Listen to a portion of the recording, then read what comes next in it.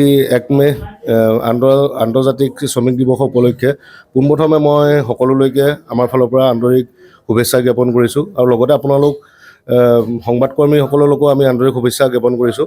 আজি শ্ৰমিক দিৱসৰ লগত সংগতি ৰাখি আমি অল ৱেলফেয়াৰ ৱৰ্কাৰ্ছ ইউনিয়নে এক জয়সাগৰ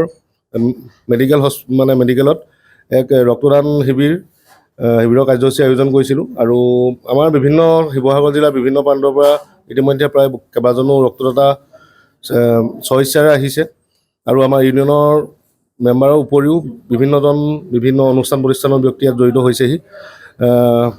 আশা কৰিছোঁ আজি আমি যিদৰে ভাবিছিলোঁ কাৰ্যসূচীটো ৰূপায়ণ কৰা সেইধৰণে প্ৰায় তাতকৈ অলপ ভালকৈ হৈছে আৰু পৰৱৰ্তী সময়ত আমি মেডিকেলৰ কৰ্তৃপক্ষৰ লগত যোগাযোগ কৰিছোঁ। তেখেতলোকেও কৈছে যথেষ্ট ৰক্তৰ টনাটনি হয় প্ৰয়োজনীয় সময়ত। আমাৰ প্ৰতি 3 মাহৰ মূৰে জয়সাগৰ মেডিকেলত আমি যাতে ৰক্ত যোগান ধৰিব পাৰোঁ তেওঁলোকৰ লগত যোগাযোগ কৰিছোঁ আৰু অনাগত দিনত আপোনালোক সংবাদকৰ্মীসকলৰো আমি সহায় সহযোগিতা কামনা কৰিছোঁ আৰু সদুশেষত শ্ৰমিক দিৱসৰ শুভেচ্ছা পুনৰ জনাই মোৰ চমু আশাৰ সামৰণি মাৰিছোঁ।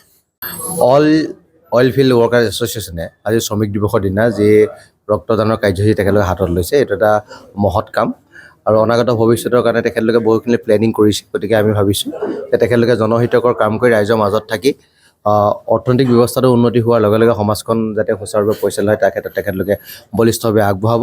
গতিকে সেইটোকে আজি এই সময়ত কামনা কৰিছোঁ। নমস্কাৰ, মই সেইটোৱে ক'ব বিচাৰিম যে ৰক্তদান কৰিলে মানুহৰ বহুত ধৰণৰ কুৱেশ্যনছ এৰাইজ হয় যে ৰক্তদান কৰিলে আমাৰ নিজৰ বডিত কিবা হাৰ্ম হ'বনে, নিজৰ টেষ্টটো কমি যাবনে, কিন্তু তেনেকুৱা একো নহয়। এজ এ চিকিৎসক মই সেইটো মিথে ক্লিয়াৰ কৰিব বিচাৰোঁ যে ৰক্তদান কৰিলে কেতিয়াও ডোনাৰৰ একো হানি নহয়।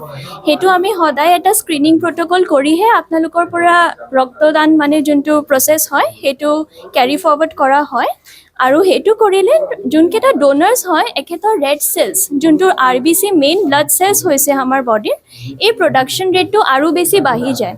চ' there should be a period gap of 3 months in case of male আৰু ফিমেলছত 4 monthsৰ আমি এটা পিৰিয়ড গেপ লওঁ। সেই সময়ৰ গেপ হোৱাৰ পিছত আপোনালোক নিশ্চয়কৈ ব্লাড ডোনেট কৰিব পাৰে, সেইটো আপোনাৰ বডিত একো হানি নকৰে। যিকোনো খবৰৰ বাবে যোগাযোগ কৰক আমাৰ এই নম্বৰত 9181 307 221।